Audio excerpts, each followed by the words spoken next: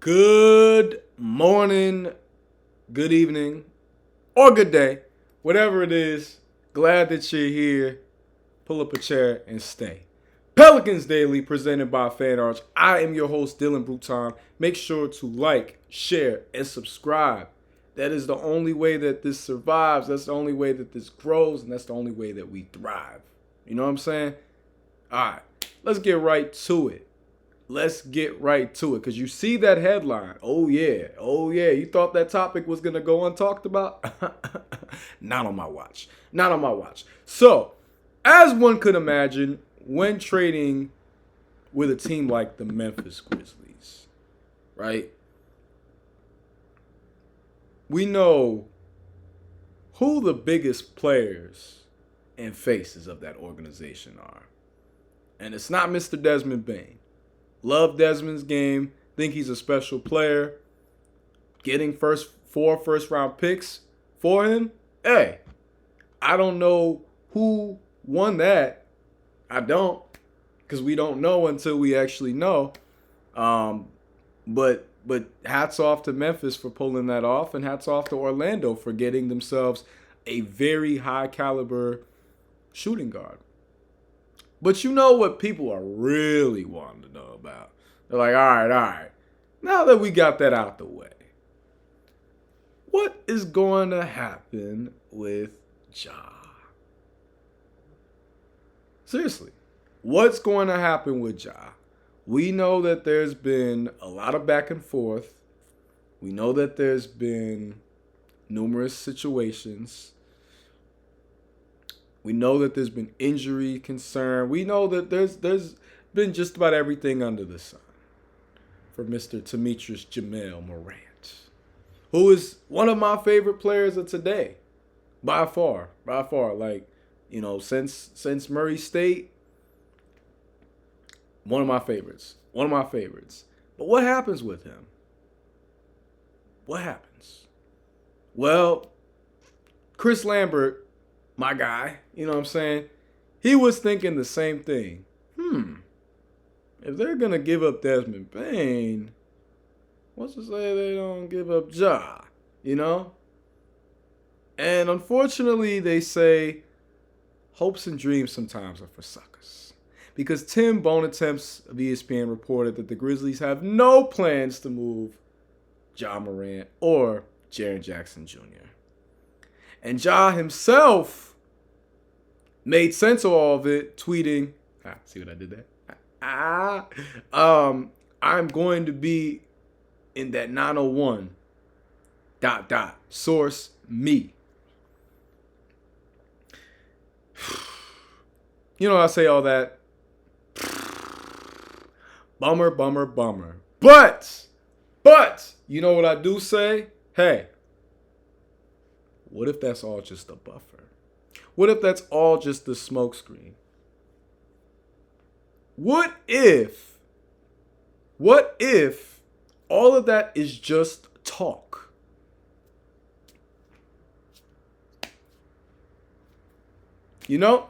Because you got to think about it, right? We're not even at the draft yet. Not even in the offseason yet. Hell, we haven't had the summer. We ain't at the summer league yet, and that can't happen until you have the draft, and then you have the offseason. You know what I'm saying? All these things go in one. But what is to say? What is to say that they don't blow the team up? I think it's admirable that Ja was like first to it and repping and like, yeah, 901. I think that's all great. But does he know? Oh, that could change so fast. It could be in a split of seconds. Did anybody going into this past year think that Dallas was going to trade Luka Doncic? Raise a hand, please. Please. Because I would love to meet the person that thought that. I say all this to say that you never know. Ja, this past year, people kind of felt like he, quote unquote, fell off. And if falling off is 23, 4 and 7 and a steal. Well, I got a jersey that says New Orleans on it for him, if that's what falling off is. Cause shoot, we can show you some falling off like that over here. Seriously, I'd be amazed. Look, did he have the crazy year that he had? 21, 22, when it really looked like he was gonna become face of the league. No, but he's 25 years old. To act like he is act like he's like 35 and has no way but down is the craziest thing to me. It's just in general. I'm like, maybe I'm personalizing because I'm 26. So it's like, me and Ja are in the same are like in the our same age range, but it's way too soon to be trying to hit him with the washed label. I mean, he's not Patrick Ewing on the Magic. He ain't Hakeem on the Raptors. Shaq on the Celtics. We are not at that stage of Ja Morant's career. Far from it. Far from it. Now, he does have to stay healthy, keep expanding his jump shot range, and not be his own worst enemy. I mean, these are three very valid things. But I sometimes feel like a player like Ja needs a fresh start. And what better than to bring him someone who reminds him of home? You got another Spartanburg legend, Mr. Zion Williamson. I know Ja like Columbia and Spartanburg. Anybody from South Carolina could probably break down the nuances, but they both South Carolina guys. I've been blessed that I know people who know both and like for real, like got their number, grew up with them, came up with them, and I've heard nothing but good things. Because believe me, I've asked. Both of them are guys who I watched a lot in their come up, and I still am a big fan of. You know what I'm saying? Obviously, y'all heard me since day one. I'm on Team Zion over here, baby. We rocking with my guy Zion Latif Williamson. And I'm the same way with Demetrius Ja Morant. That's my dog too. Like, these guys are both, again, they're in my age range, and I know people that know them. So the 6 degrees of separation ain't that far. And I think that with both of them, I think that it would be good to have someone that brings that sort of familiarity, but has a different energy. You know what I'm saying? The personality-wise, they're very different. But that difference, and also just the excitement factor on the court, that's just too good to pass up. Now, I get what the Grizzlies report is saying, but reports do not always confirm or validate or even determine the outlook. They just don't. Things change. Things rapidly change right in front of our eyes. You know what I'm saying? To take it to football, right? The Falcons drafted Michael Penix Jr. just after signing Kirk Cousins. And I know they're happy that they did that. I know they're incredibly happy that they did that. But imagine if they didn't. Imagine they said, nah, we're going to stand pat. We got our guy. We just signed a quarterback. Sometimes you got to take those leaps of faith.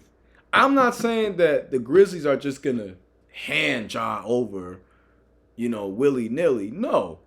But I think that if they're already moving players that are key and crucial to their success for 4 first-round picks, that don't mean that anybody is off the table or untouchable. Until I hear words from their GM themselves, that Ja specifically, because with Jaren Jackson, he's got a little bit more cachet going for him. He just does, right? He's got availability as an asset. He's got the pedigree of All-NBA, DPOY, All-Star, and he's not had anything that's been extraneous off the court. So he's got that all going for him. So I could see them, even though Ja's more talented, more exciting, I could see them keeping Jaren over Ja. But And it's actually kind of funny because I do know I just thought about that. I'm like, I do know people who know Jaren as well. Like, I'm tripping. Yeah, so there's a lot of 6 degrees of separation with me and this Grizzlies team. So I've watched a lot of Grizzlies ball. I think there's a lot of talent that they possess. But it's possible that they have reached their ceiling, right? They've yet to go to a Western Conference final. They have not gone to any NBA finals. And we know that they've been talented. They've had rosters, but it's got to be more than just flashes. Potential is not going to get you anywhere if there's no application behind it and if there's no drive and determination to create results. That's just a little bar of wisdom that I'm going to give to y'all. A little something off the dome. But a player like Ja Morant, right? The worst thing that you could be told when a player like him potentially is on the market is no. So I say all that to say, if I'm President Dumars, I'm still going to ask, why not? Why not? What is the worst thing they could tell you is no. That's the worst thing. So I feel like, honestly, thinking about the potential of what that could be and mean, it's too good to pass up. As you know, I'm spending all this time talking about all the other stuff, but just the potential and oh my gosh, and it would be perfect. You know what I'm saying? Both of them, 2019 draft, they get a chance to write a new chapter in their careers. I think it'd be awesome. It'd be amazing. So hey, that's just my personal perspective. I'm not saying it's going to happen. I'm not saying it's guaranteed. None of that. Do not at all put words into my mouth that I never said. But you can quote me on this. If there is a potential possible trade, ask. If it can happen, let's talk business, talk shop. Talk like grown men. Sit down and really get to the bottom of this. So, just something to think about. Food for thought. Shoot, that's like having a steak for thought. You know what I'm saying? So, hey. But going a little bit less extreme, a little bit less stakes on the line. Double entendre, don't ask me how. The Leeds FM, Cody Taylor, wrote an article about some players that we should get. You'll notice that both Clint and Quentin that are on here, yeah, they were in the article. The other guy that was in the article, John Collins, I've already talked about. I don't like to rehash topics unless there's something like, really new pertaining to it. So, Clint Capela, what a guy. One of my favorite rim running bigs in the league, still to this day. Carved out a really good career for himself in Houston. Was doing his thing in Atlanta as well. I've seen him play live, and he seems like a cool dude. But Clint Capela's last year averaged 9 points, 9 boards, and a block a game. Now, for a center, he's 31, but for a center, those are good stats. 56% from the field. You're not asking him to come in and be. I mentioned, right? You're not coming and asking him to be Hakeem or David Robinson or Patrick Ewing. No, you're asking him to catch lobs in the pick and roll, defend the paint, and get rebounds. The man averages 12, 11, and almost 1.5 blocks a game for his career on 61.7 field goal shooting, which is 4th highest of any active players. You could do a whole lot worse than a Clint Capela. Plus, y'all have heard me talk about Eve Missy and Clint Capela. Well, why not bring in the man himself to be a good teacher? Why not? What is the worst that could happen by getting someone who is directly in the same shoes, directly in the same path, and someone that, you could, that Eve would be able to directly be positively impacted by? What's the harm? So, something to think about. Now, this one, my guy, Quentin Grimes, this one might be a little less of a difficult sell just because of his age and just because the way he's trended and streaked up. But, right, has to be asked. It has to be talked about. So this same article asked about Quentin Grimes. Now, Quentin Grimes had a very unique has had a very unique journey, you know what I'm saying, in the league. Drafted by the Knicks back in 2021. Drafted by the Clippers, then traded on draft night. Yeah. Then he was on the Pistons last year. Then he got traded to the Mavs. And then this year he got traded to the Sixers during the deadline. And it's crazy because it's like Quentin Grimes was not only just a prize recruit, he was a 5-star recruit. He was one of the best recruits out of his class. I think I believe he's like a year younger than me. So class of 18. And I remember dude when Kansas signed, oh man, it was folks I knew that was hyped thinking like they had gotten the greatest young guard known to man. And unfortunately it didn't work over there with the Jayhawks, but he went back home to Houston and he balled out with Houston. It wasn't a problem over there. All right, I need to stop with the puns and all of that, but I can't resist.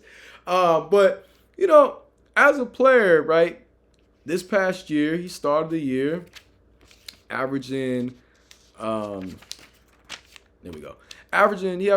With Dallas, he averaged 10 points, 4 boards, 2 assists on 46% from the field, 37 from 3, and 77 from the free throw line.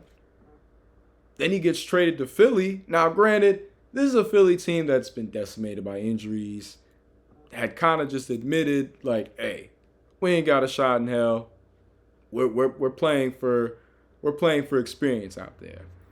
But opportunity meets preparation. Quentin Grimes definitely recognized, hey, this is we ain't going to the playoffs, but I'm gonna show out. I'm gonna ball out.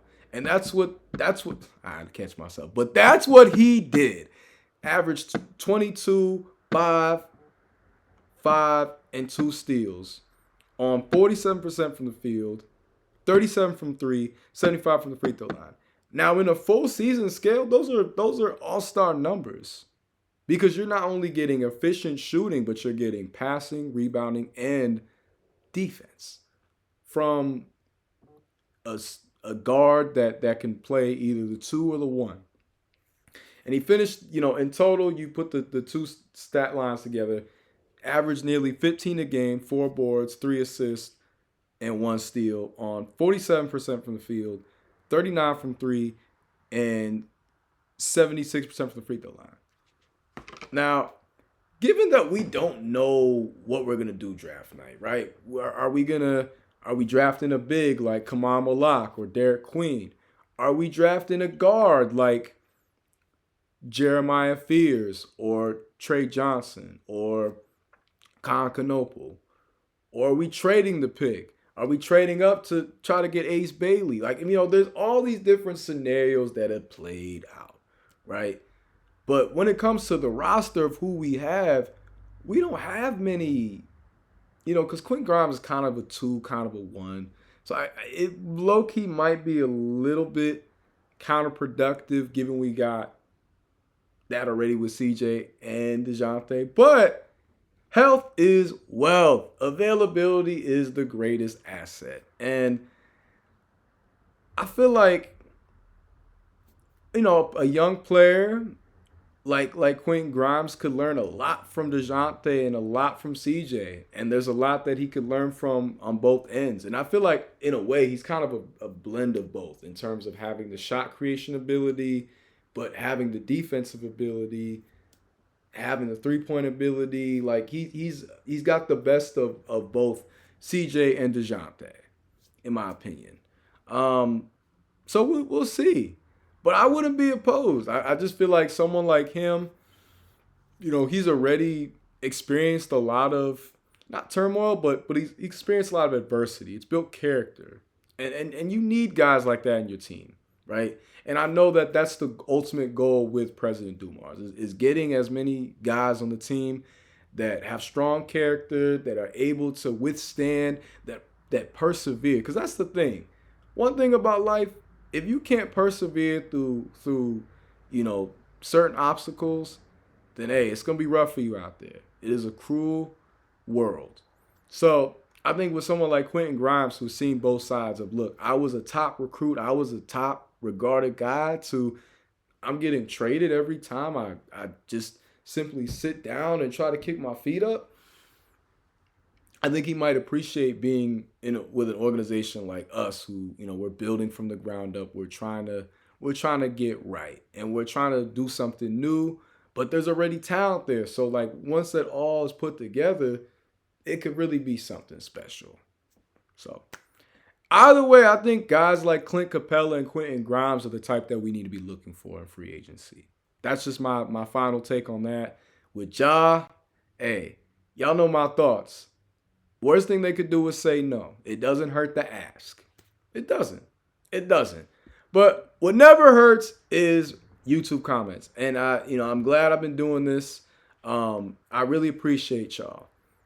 Really appreciate y'all continuously with the love and support.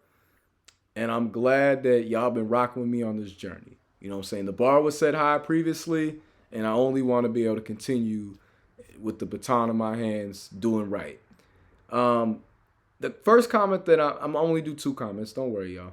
But the first comment that I'm gonna respond to is from IYKYK504. If you know, you know. I'm gonna take a guess. That's what it stands for, because sometimes IYKYK could be something else. But so how I know is if you know, you know. But he said, here's my trade, only to be executed on draft night if Malak is sitting at 7. Good context. Lakers get Eve Missy. Lakers are desperate for a big man. Pelicans get Dalton Connect. And his reasoning is, I firmly believe that Messi is a little more than a reserve in that grand scheme of things. He can't score the ball outside of 3 feet, doesn't rebound defensively, and is a fire hydrant when defending on the perimeter. Let the Lakers have him if they think otherwise. Connect was already offered to the Hornets for Mark Williams. Now, as a trade,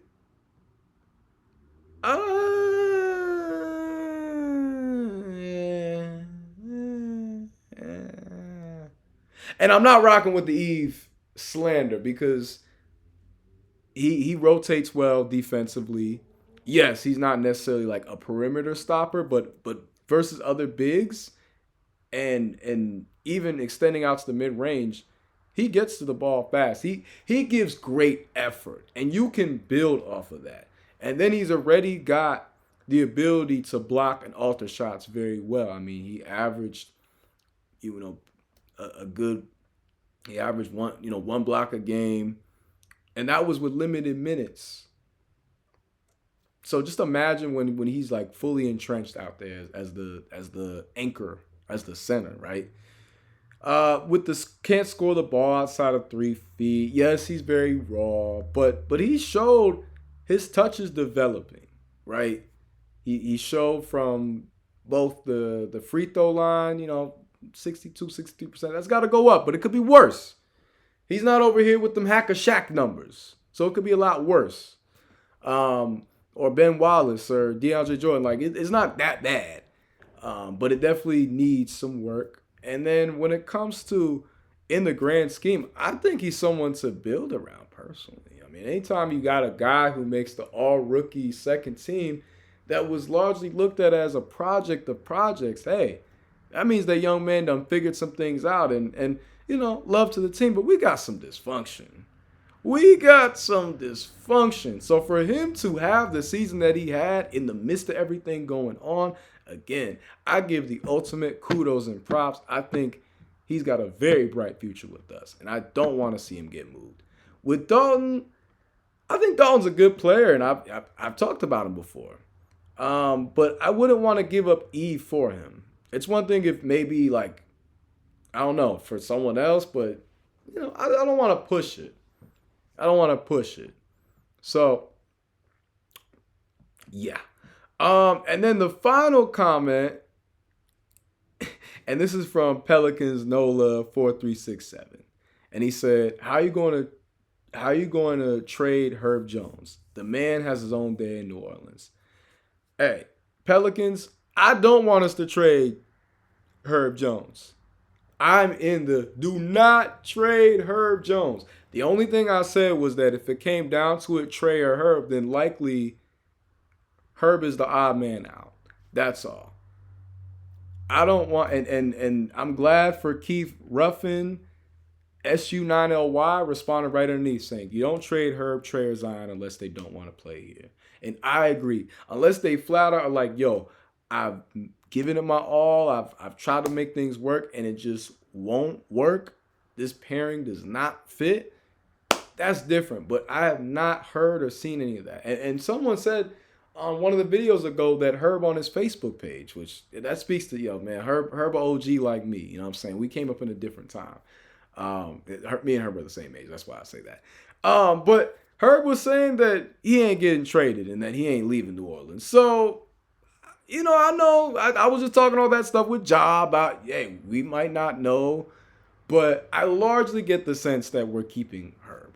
That is the goal. I don't want us to lose Herb. I hope that we keep him. I think he's got an incredibly bright future ahead of him as well. So I'm in the camp of keeping Herb. I'm in the camp of keeping Trey, keeping Zion, keeping Eve, keeping those guys, building from there, building culture. Everyone else, it's a little different, right? Context has to be added depending on who and why. This is how it goes. But one thing you will never have to not get context of is that I'm here. So I appreciate y'all, though. Nevertheless, make sure to like, share, subscribe to this video. If you are watching this on June 19th, go outside, celebrate Juneteenth, learn some history. It's good for you. Go touch grass. But make sure to like, share, subscribe. Make sure to follow Fan Arch on all their social media platforms. You can follow me as well.